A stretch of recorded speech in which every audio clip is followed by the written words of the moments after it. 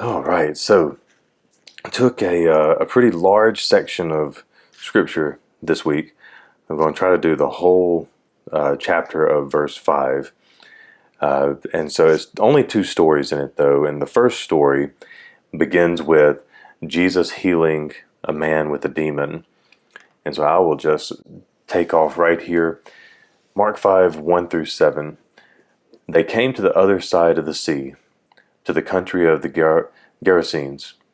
And when Jesus had stepped out of the boat, immediately there met him a man out of the tombs, a man with an unclean spirit. And he lived among the tombs, and no one could bind him any more, not even with a chain. And he had often been bound with shackles, but he had wrenched the chains apart and broken the shackles in pieces. No one had the strength to subdue him. Night and day among the tombs on the mountains, he was always crying out and cutting himself with stones.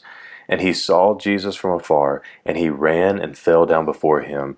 And crying out in a loud voice, he said, "What have you to do with me, Jesus, Son of the Most High?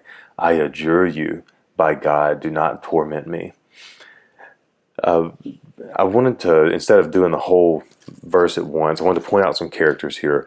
Uh, we have two characters. We have Jesus and the demon-possessed man, but we also have two groups of people.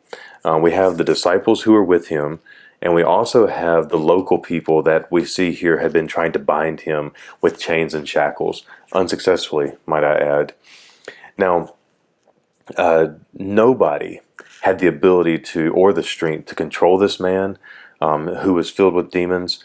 People had tried. We see here they tried to use chains. They tried to use everything they had as humans, and yet they were unable to subdue him, unable to conquer him. And it's interesting if you can think back to Mark chapter 4, the very thing that Jesus had just finished was calming the sea when the disciples were afraid for their lives. And now they step off the boat and they're confronted with this man that nobody has been able to stop or slow down. And I don't know if the disciples, I wonder about them. I wonder if they were terrified when they saw this somewhat crazy man coming at him who had been cutting himself and screaming. Maybe he had chains still tied around him that he had already broken. And I wonder, were the disciples terrified by this, thinking, oh man, this guy's coming and there's no way that we can do anything about it? Or were they thinking of immediately the night before when they saw this whole storm, hurricane, thunderstorm that was happening on the Sea of Galilee, and Jesus just said with the word, "Be still." And they knew, and I wonder if they knew that, okay, God can handle the storms, the winds, the rains. This is going to be nothing. If God can handle the storms, he can handle this man as well. And so I was interested in that. Is I wonder what the disciples' attitudes were. Now, most of the time we see that they had little faith. So I would tend to lean towards they were a little bit frightened when they saw this man running at them. But we'll see if they're what ended up happening with them. So in Mark, continuing here in verse 8 through 14, for he was saying, "Come out of the man, you unclean spirit." And Jesus asked him, "What is your name?" And he replied, "My name is Legion, for we are many." And he begged him earnestly not to send him out of the country. Now a great herd of pigs was feeding there on the hillside, and they begged him, saying, "Send us to the pigs, let us enter them." So he gave them permission. And the unclean spirits came out of the man and entered the pigs, and the herd, numbering about 2,000, rushed down into a steep bank into the sea and drowned in the sea. The herdsmen fled and told it to the city and in the country, and people came out to see what had happened. And we see here that the demons wanted to stay in this land. And I did a little digging in this land that they were in. And obviously, the Jewish men that were living here, the Jewish people that were living here, they were not following God's laws because we know the Old Testament law that the Jewish people were forbidden to be around pigs or swine. They were forbidden to eat pigs. And here we have a huge herd of pigs, over 2,000 of them, that is here. And I started looking around, and these were a group of Jewish people that had almost abandoned the Jewish faiths and traditions, and were over here in this area called the Decapolis, and they were kind of living as Gentiles. They were living as the Greeks and the Romans, focused on making money and not really listening to the will of God, the Word of God. So that's why the pigs are here. And that also leads me to wonder, or leads me to think that this may be why the demon did not want to leave the country. He's found a place here where the people have abandoned God, so to speak, it would seem, and the spirit doesn't want to leave.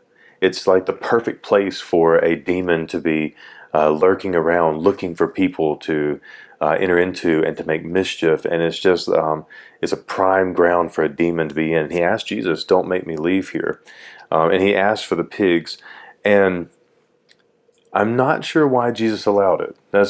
I have ideas and some things that I think, okay, what could have caused Jesus to allow this to happen? But I have some possibilities. Perhaps Jesus wanted the people of the town to see that the amount of power that was inside of this man could still be stopped by Jesus. Perhaps Jesus was trying to show them, hey, this man that you guys tried everything that you could, you tried to get him subdued and calmed down, and you couldn't do it. You failed. But God can. I can. So I don't know if maybe he was trying to get them to see that. Perhaps it was a form of punishment for breaking the Jewish law, to remind them that these pigs were not welcome there. I don't. That's not as possible or probable to me. But regardless of why he did it, it definitely showed what this demon, or this group of demons, Legion, was able to do. It also shows that the Legion, they were looking for death and destruction, because Jesus didn't give them stipulations on what to do with the swine, the pigs. He just said, yes, you may enter them, and Legion immediately killed the pigs, which means that Legion would have probably done the same thing with this man if Jesus would have allowed it. If Jesus wouldn't have held him back, Legion would have probably killed this man as well. And it shows us just how strong those demons were, especially when, and what they were capable of when they were no longer restrained by Jesus. And it reminds me of Satan is after our destruction. That's the ultimate goal of Satan and demonic forces, is to ruin us. And in John chapter 10, verse 10, we get the famous verse that the thief comes only to steal and kill and destroy. I came that they may have life and have it abundantly. And so we see that we have Satan looking to destroy life, and we have Jesus here to rescue life and to make it more fulfilling. Then we go into the last couple verses of this story. Excuse me. And the people came to see what had happened, and they came to Jesus and saw the demon-possessed man, and the one who had the legion sitting there, clothed, in his right mind, and they were afraid. And those who had seen it described to them what had happened, to that the demon-possessed man and the pigs, and they began to beg Jesus to depart from their region. As he was getting into the boat, the man who had been possessed with the demons begged him that he might be with him. And he did not permit him, but said, "Go home to your friends and tell them how much the Lord has done for you, and how he has shown mercy on you." And when he went away, he began to proclaim in the Decapolis how much Jesus had done for him, and everyone marveled. We get a look here at the local people. The local people had an opportunity to come know this amazing man who was able to save this man who had a demon that nobody could stop. They had an opportunity to get to know Jesus, and they did not take the opportunity. Instead, they rejected Jesus. They chose, instead, they saw the loss of property. They saw that Jesus was here, and what became this one man who had a demon, now it's cost us however much money 10 or 2,000 pigs would have been. And so instead of realizing what eternal salvation this man had gotten, they were focused on the monetary destruction that Jesus brought on them. And it's a shame because Jesus showed up. These people couldn't get beyond their money and possessions, or maybe it was the fact that they were facing a power that was so much greater than anything they possessed that it made them insecure and afraid of Jesus. But they begged Jesus to leave. They didn't even seem concerned that this man who had been possessed was now free. He was now free from that possession. And this man, we notice he looks at it and he's like, this Jesus guy, he saved me. He gave me my life back, and I want to go with him.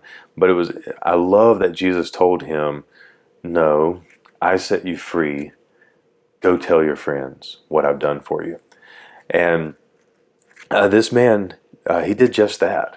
He goes throughout his home region and he told people about Jesus. And when Jesus comes back later in Mark chapter 7, we find out that there are crowds waiting for him in the Decapolis.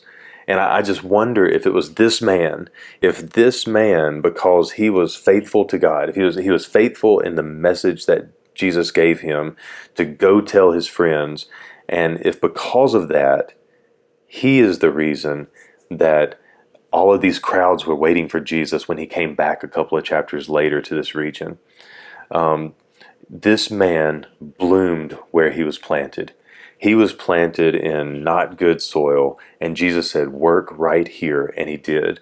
And I also thought about if this man had family, and he was going back for the first time to see his wife or his children, and he had been this crazy man who was violent before, and he's coming back home, and his wife and kids, they run and hide, but then when they see him, they would have instantly known the change. The local people here, they instantly knew the change because they says that he was sitting there, and before he was roaming throughout the tombs and he was screaming and cutting himself, and now he's sitting there, fully clothed, in his right mind, and just the drastic change. And I wish that more of us had that drastic change when we came from being creatures and people of darkness, coming into the light, coming into Jesus and his love.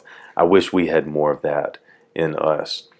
Now, we go on to our second verses and our second story, which begins in verse 21, and it's Jesus healing two people.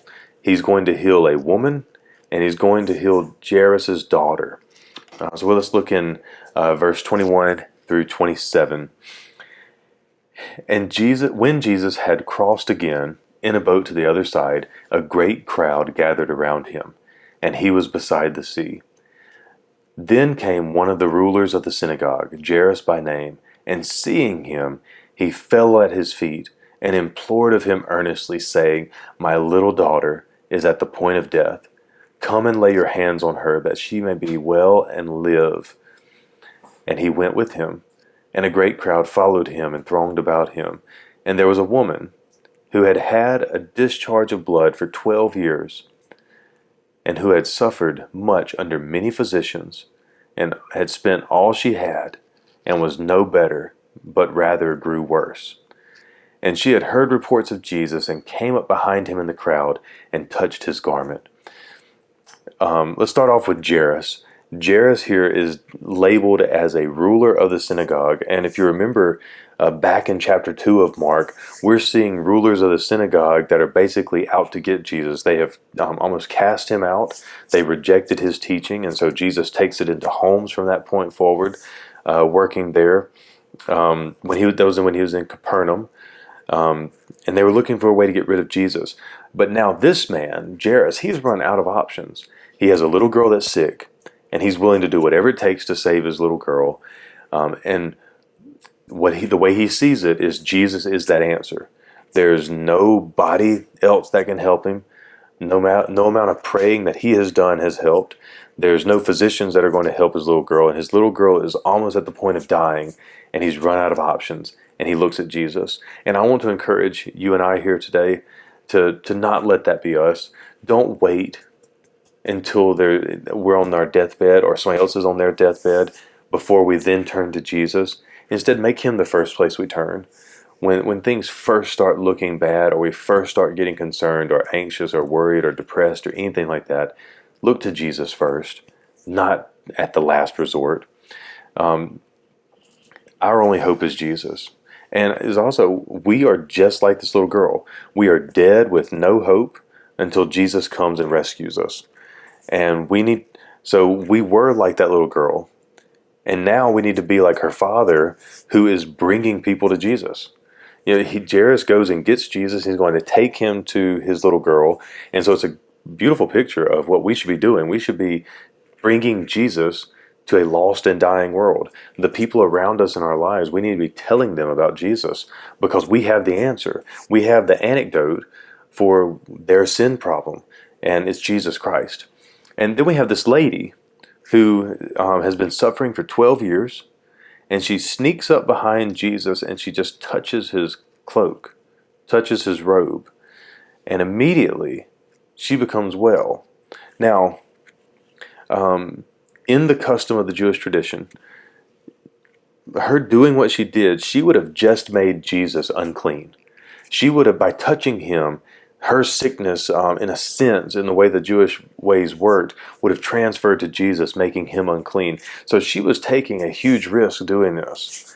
And I wonder if she was sneaking to try to touch him so that nobody would notice, so that he wouldn't have to know that he was unclean. But obviously, she had realized she had no hope either. The only thing she could do was to go to Jesus.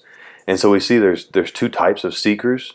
You have the little girl, who she's not looking for Jesus. Instead, somebody's bringing her Jesus. But there's also people in the world who are wandering around looking for the answer. They're wandering around looking to see who can tell them the answer, who can make them well. And we see those two pictures here. Let's keep going in the story. Verse 28, "For she said, 'If I touch even his garments, I'll be made well.' And immediately the flow of blood dried up, and she felt in her body that she was healed of her disease. And Jesus, perceiving in himself that power had gone out from him, immediately turned to the crowd and said, 'Who touched my garments?' And the disciples said to him, 'You see the crowds pressing around you, and yet you say, "Who touched me?'" And he looked around to see who had done it. But the woman, knowing what had happened to her, came in fear and trembling, and fell down before him, and told him the whole truth. And he said to her, 'Daughter, your faith has made you well. Go in peace and be healed of your disease.'"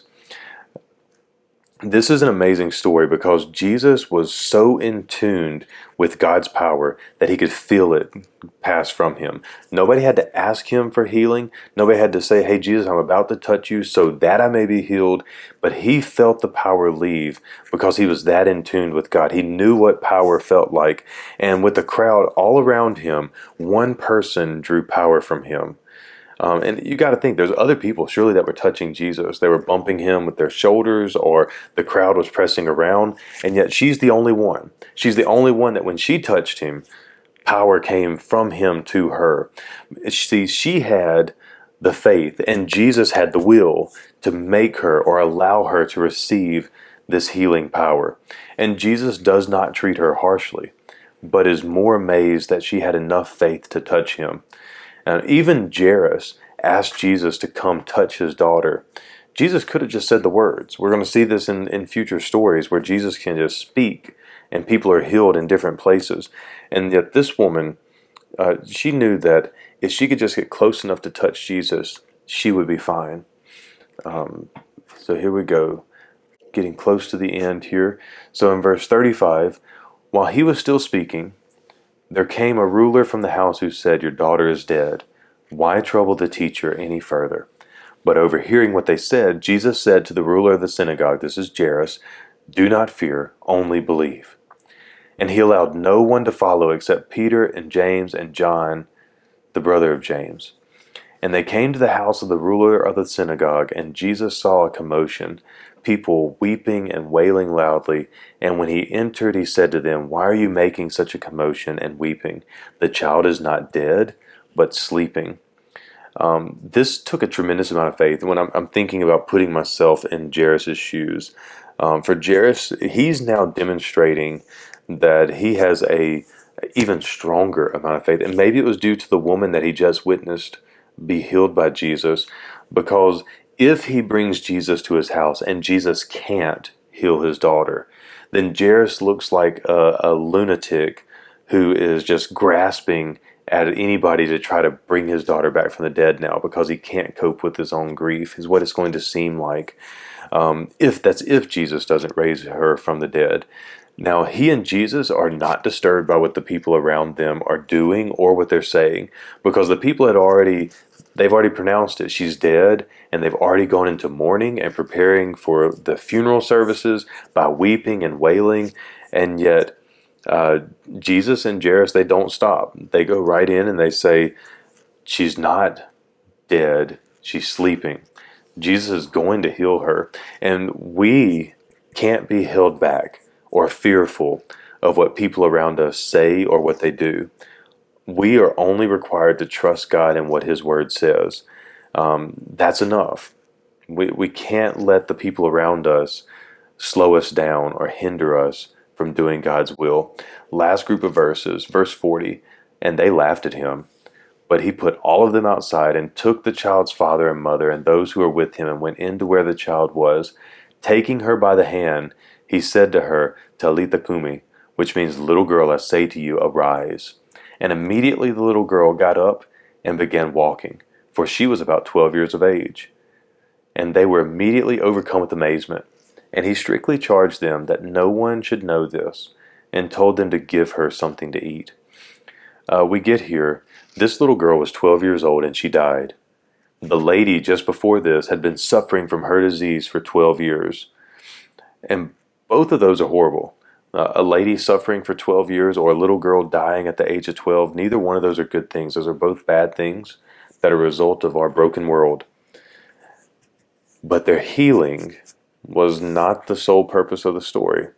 Okay, the purpose of this story is not for us to walk away thinking, oh, if I have enough faith, I can be healed of sicknesses, or my family members can be brought back from the dead. I mean, God can do whatever he wants to, but I don't think that's the point of these stories here. Instead, I think Jesus is the purpose of these stories. And think about this. That lady had been suffering for at least 10 years, and maybe even 11 or 12 at this point. Before Jesus even started his ministry. So even before Jesus is baptized, she's already suffering. She's already going through that suffering. And only because of her suffering that she went through are we still talking about her today. The little girl experienced death and her family lost her. Why? They didn't know. They didn't know why they were losing their little girl of 12. But because Jesus and his glory was made known through their sufferings, we are still talking about their story today.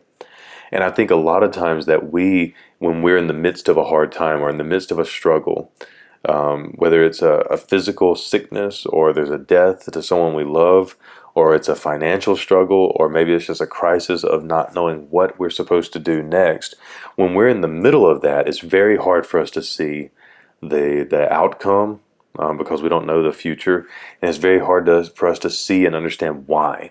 But a lot of times when we get beyond it, we look back and it's pretty clear to us. And for me, it's always looking at it and seeing, okay, how did God use that for his glory?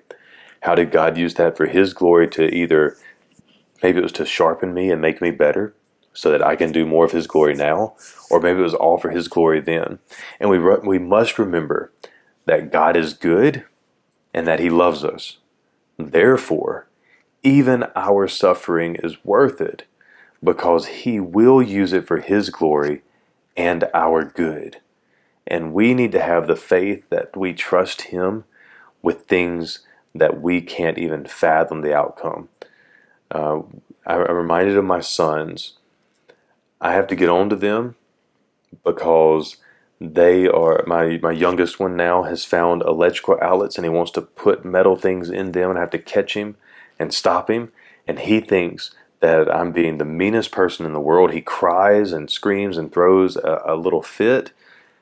But I know what he does not. That this little bit of pain that I'm causing him right now is keeping him from a much greater pain. And God is looking at us and he's like, you guys have this suffering that we're going through right now, but you need to remember that God sees everything far beyond anything that we can see. And so we need to trust him that he sees those things and he's working them all for his glory and our good.